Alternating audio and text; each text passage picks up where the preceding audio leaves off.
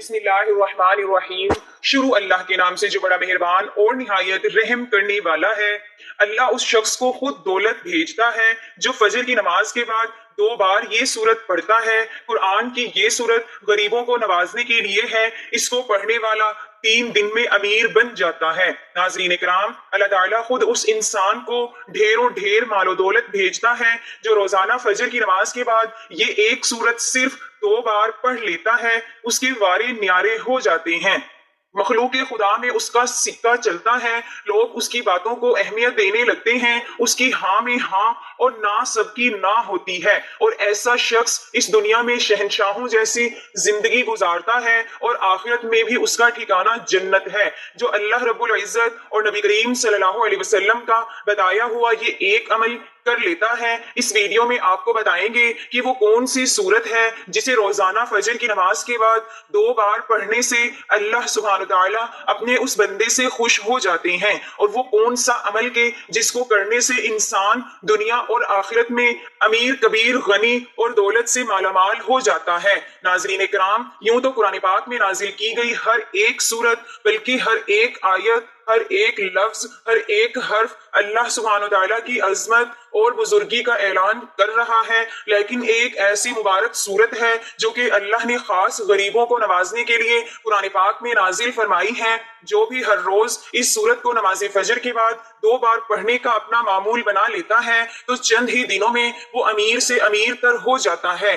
لوگ اس کے اوپر برستی دولت کی بارش دیکھ کر حیران ہو جاتے ہیں۔ اس سورہ مبارکہ کے بارے میں بتانے سے پہلے آپ کو ایک ایسا عمل بتاتے ہیں جس کی قرآن میں بار بار تاکید فرمائی گئی ہے۔ چنانچہ اللہ تبارک و تعالیٰ نے بار بار قرآن پاک میں اپنے نبی آخر الزماں اور آپ کے اصحاب کی اور تمام مومنین کو جس عمل کو بار بار کرنے کی تاکید فرمائی ہے وہ اللہ سبحانہ تعالیٰ کا شکر ادا کرنا ہے۔ سورۃ بقرہ میں ارشاد بانی ہے، بس تم میرا ذکر کرو میں تمہیں یاد رکھوں گا اور میرا شکر ادا کرو۔ اور سورہ ابراہیم میں فرمایا ہے، اور جب تمہارے رب نے اعلان کیا کہ اگر تم شکر کرو گے تو میں تمہیں اور زیادہ دوں گا، اور اگر تم ناشکری کرو گے تو یقیناً میرا عذاب بہت سخت ہے۔ سورہ لقمان میں فرمایا ہے، اور ہم نے لقمان کو حکمت عطا کی کہ اللہ کا شکر ادا کرو، اور جو شکر کرتا ہے تو وہ اپنے ہی فائدے کے لیے کرتا ہے، اور جو ناشکری نہیں کرتا ہے تو بے شک اللہ بے نیاز سب خوبیوں والا ہے۔ بھائیوں اور بہنوں،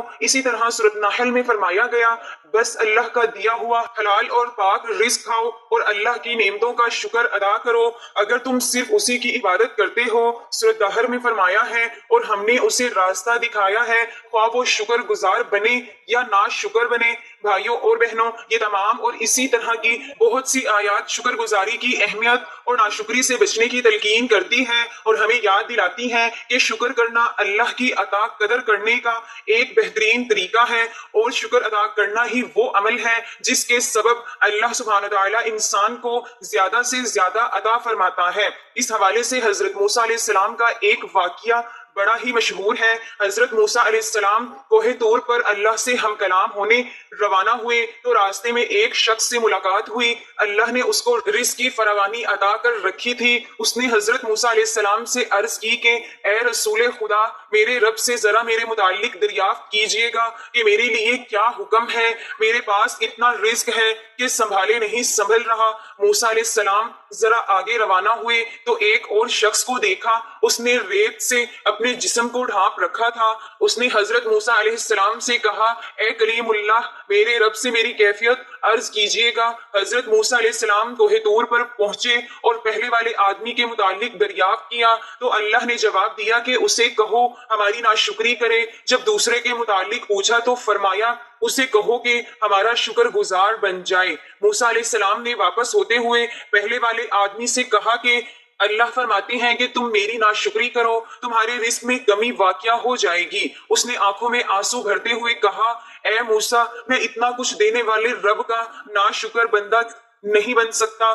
آپ آگے چلے اور دوسرے آدمی سے مل کر کہا کہ اللہ فرماتے ہیں کہ میں اس کا شکر ادا کروں تو وہ تمہیں اور زیادہ دے گا۔ تو ناظرین، اس نے انتہائی مایوسی سے جواب دیا کہ میں کس بات کا شکر ادا کروں، میرے پاس ایسا ہے ہی کیا جس پر شکر ادا کیا جائے۔ ناظرین، ابھی اس کی بات مکمل بھی نہیں ہوئی تھی کہ ہوا چلی اور جسم پر سے ریت بھی اڑ گئی اور وہ برہنہ ہو گیا۔ ناظرین محترم، اللہ سبحانہ وتعالیٰ نے صاحب اور اہل ایمان کو یہ حکم دیا کہ دشمنوں کو نصیب و نابود کر کے اللہ نے ان پر اپنا فضل اور کرم فرمایا ہے، لہٰذا اللہ کے اس فضل کو یاد کرو اور اللہ کا شکر ادا کرتے رہا کرو۔ جیسا کہ ارشاد باری تعالیٰ ہے کہ اے ایمان والو، اللہ کے اس احسان کو یاد رکھو، جب کفار کے لشکر پر تم چڑھائے تھے تو ہم نے آندھی اور ایسے لشکر بھیج دیے جو تمہیں نظر نہ آتے تھے، اور جو کچھ تم کر رہے تھے اللہ اسے بھی خوب دیکھ رہا تھا۔ چنانچہ ابن کثیر رحمۃ اللہ علیہ کہتے ہیں کہ اس آیت مبارک میں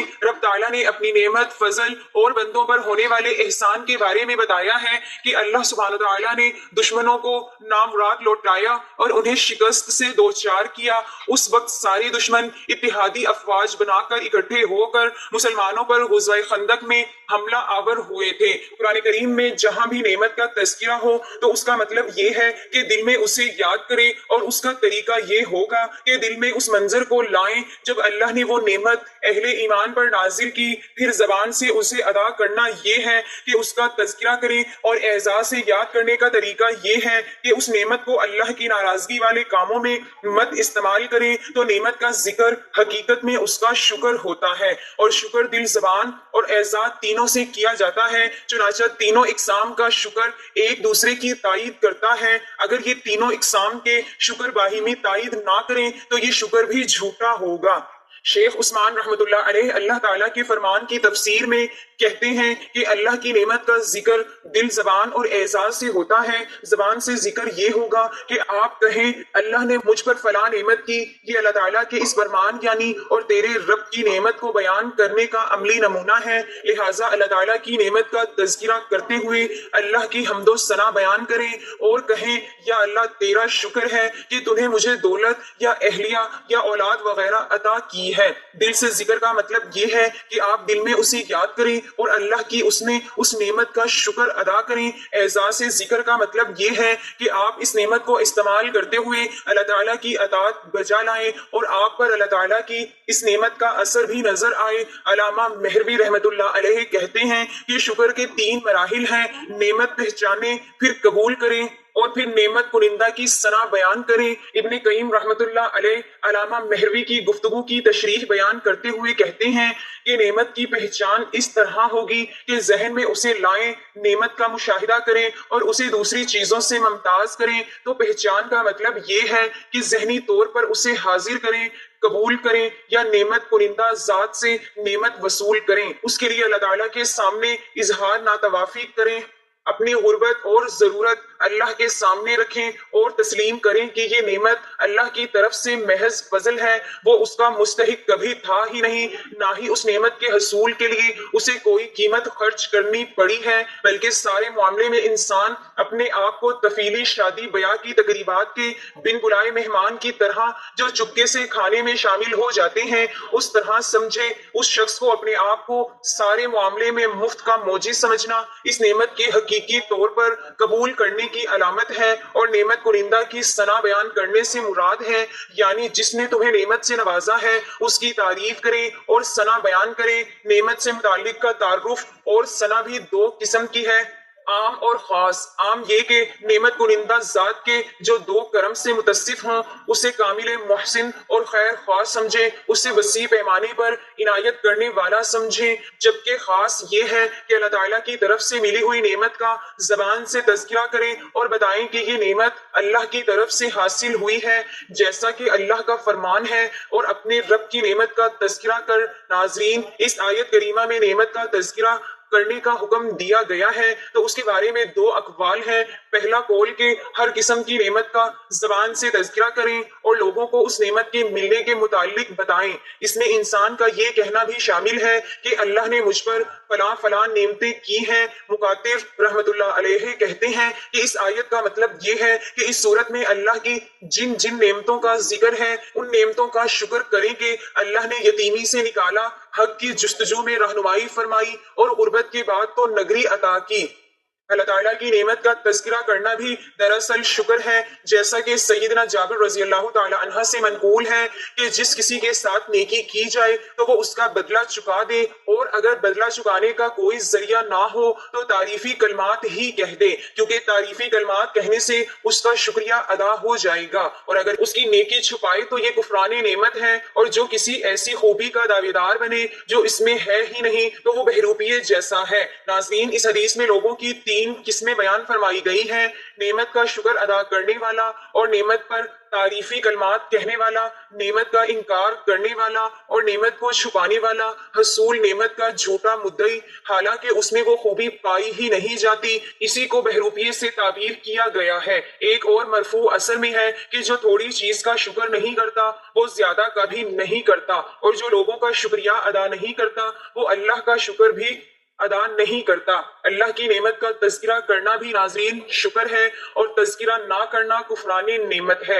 اجتماعیت رحمت ہے اور فرقہ واریت عذاب ہے۔ روایت کو عبداللہ بن احمد نے بیان کیا ہے اور البانی رحمت اللہ علیہ نے اسے حسن قرار دیا ہے، اور دوسرا موقف یہ ہے کہ سورت کے آخر میں ذکر کی گئی نعمتوں کا تذکرہ کریں جس کا تذکرہ پہلے گزر چکا ہے، کہ اس دعوت اللہ کا فریضہ ادا کریں، اللہ کا پیغام لوگوں تک پہنچائیں اور امت کو تعلیم دیں۔ مجاہد رحمت اللہ علیہ کہتے ہیں اس سے مراد نبوت ہے، اس سے مراد یہ ہے کہ آپ کو جو پیغام رسالت دیا گیا ہے اسے آگے پہنچائیں، اور جو اللہ نے آپ کو نبوت دی ہے اسے آگے بیان کریں۔ قرطبی رحمت اللہ علیہ کہتے ہیں کہ اس سے مراد قرآن ہے، یعنی اللہ نے آپ صلی اللہ علیہ وسلم کو حکم دیا کہ آپ قرآن کی تلاوت کریں، جبکہ صحیح موقف یہ ہے کہ اس میں دونوں قسمیں شامل ہیں، کیونکہ ان میں سے ہر ایک ایسی نعمت ہے جس کا شکر ادا کرنے کا حکم دیا گیا ہے اور اسے بیان کرنے کا کہا گیا ہے، نیز اس نعمت کا اظہار کرنا اس کے شکر میں شامل ہے۔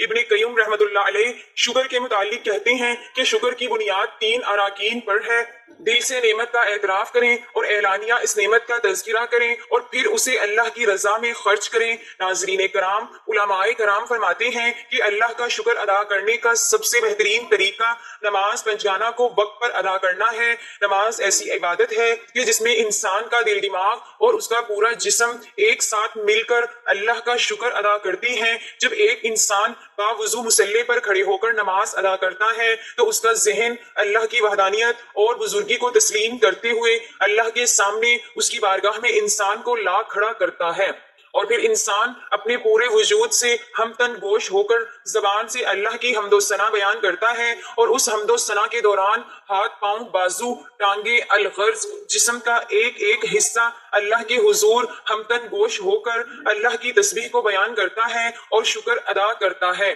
لہٰذا نماز پنجگانہ کی ادائیگی کرنے والا کبھی مایوس اور نا امید نہیں رہتا۔ بھائیوں اور بہنوں، پورا کا پورا قرآن اللہ کا عظیم شاہکار ہے، اور اس کا ایک ایک حرف بنی نوع انسان کے لیے بیش بہا خزانہ ہے۔ قرآن پاک کی ہر ایک سورت بیش بہا اور قیمتی موتی ہے، اور ہر ایک سورت بیش بہا زیور کی مانند ہے، جبکہ پورا قرآن اس صندوق کی طرح ہے جس کے اندر طرح طرح کے بے بہا قیمتی جواہرات اور زیورات بھرے ہوئے ہیں۔ ان قیمتی جواہرات سے وہی لوگ مستفید ہوتے ہیں جو ہر روز قرآن شریف کو کھولتے ہیں اور اس کی تلاوت کا شرف حاصل کرتے ہیں۔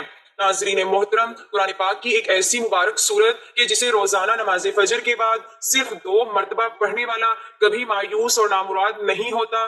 دنیا جہاں کی دولتیں ایسے انسان پر عاشق ہو جاتی ہیں جو ہر روز یہ سورہ مبارکہ پڑھتا ہے، ایسے انسان کا کوئی کام رکاوٹ اور بندش کا شکار نہیں ہوتا۔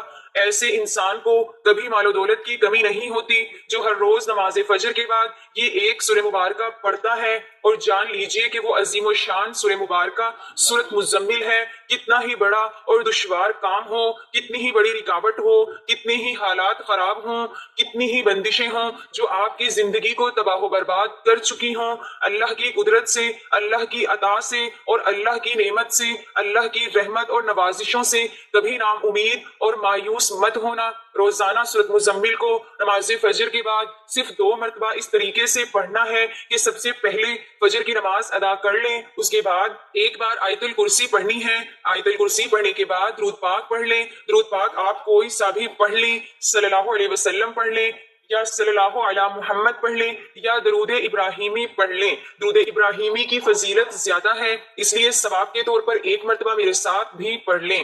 اللهم صل على محمد وعلى آل محمد كما صليت على إبراهيم وعلى آل إبراهيم إنك حميد مجيد اللهم بارك على محمد وعلى آل محمد كما باركت على إبراهيم وعلى آل إبراهيم إنك حميد مجيد۔ 3 یا 5 یا 7 مرتبہ درود پاک پڑھنے کے بعد آپ نے تعوذ اور تسمیہ یعنی اعوذ باللہ من الشیطان الرجیم اور بسم اللہ الرحمن الرحیم پوری پڑھ کر اپنے مقصد کی نیت کر لیں۔ جو بھی آپ کا مقصد ہو، جو بھی آپ کی حاجت ہو، اس کی نیت کر لیں۔ آپ شاندار قسم کا نیا گھر چاہتے ہیں، نئی گاڑی خریدنا چاہتے ہیں، اس کی نیت کر لیں۔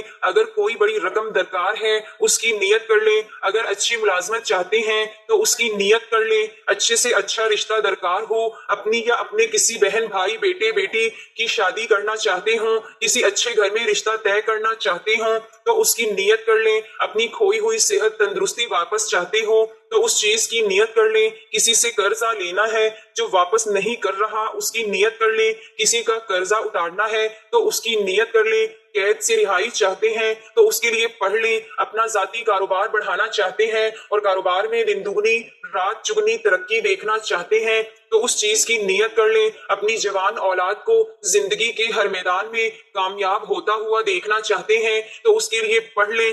الغرض کیسا ہی بڑا مقصد ہو اور کیسی ہی بڑی سے بڑی حاجت ہو، اس کی نیت خلوص دل سے کرنے کے بعد آپ نے 2 بار سورۃ مزمل کی تلاوت کرنی ہے۔ اس کے بعد پھر سے درود پاک اتنی ہی تعداد میں پڑھ لینا ہے جتنی تعداد میں عمل سے پہلے پڑھا تھا، یا عمل مکمل ہونے کے بعد آپ اللہ کے حضور اپنے دونوں ہاتھوں کو بلند کر کے اپنے دل کی تمام حسرتیں اس کے آگے کھول کر بچھا دیں۔ بے شک اللہ سبحانہ تعالی ہم سے بھی بہتر ہماری حاجات کو جانتا ہے، لیکن دعا کرنا حکم بھی ہے، سنت بھی ہے، اللہ کی رضا بھی ہے۔ کہتے ہیں کہ اللہ دعا کی توفیق انہی لوگوں کو بخشتا ہے جنہیں وہ ان کی منہ مانگی مراد عطا فرمانا چاہتا ہے، ورنہ ہر کسی کو اللہ اپنے سامنے ہاتھ اٹھانے کی توفیق بھی نہیں دیتا۔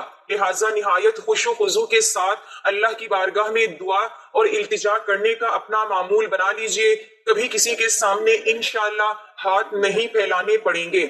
اللہ تبارک و تعالیٰ سے دست ادب دعا ہے کہ تمام حاجت مندوں کی حاجتوں کو اور ضرورت مندوں کی ضرورتوں کو اپنے فضل سے اور اپنے کرم سے اپنی عطا سے پورا فرما دے۔ آمین۔ دعا ہے کہ اللہ نیکی کی بات کو سننے سمجھنے اور اس پر عمل کرنے کی طاقت اور توفیق ہم سب کو مرحمت فرمائے۔ آمین۔ ناظرین، آخر میں آپ سے گزارش ہے کہ کمنٹ باکس میں اللہ تعالیٰ کے 99 ناموں میں سے کوئی بھی ایک نام لکھ کر ضرور شیئر کریں۔ اللہ تعالیٰ ہم سب کا حامی و ناصر ہو۔ آمین۔ جزاک اللہ۔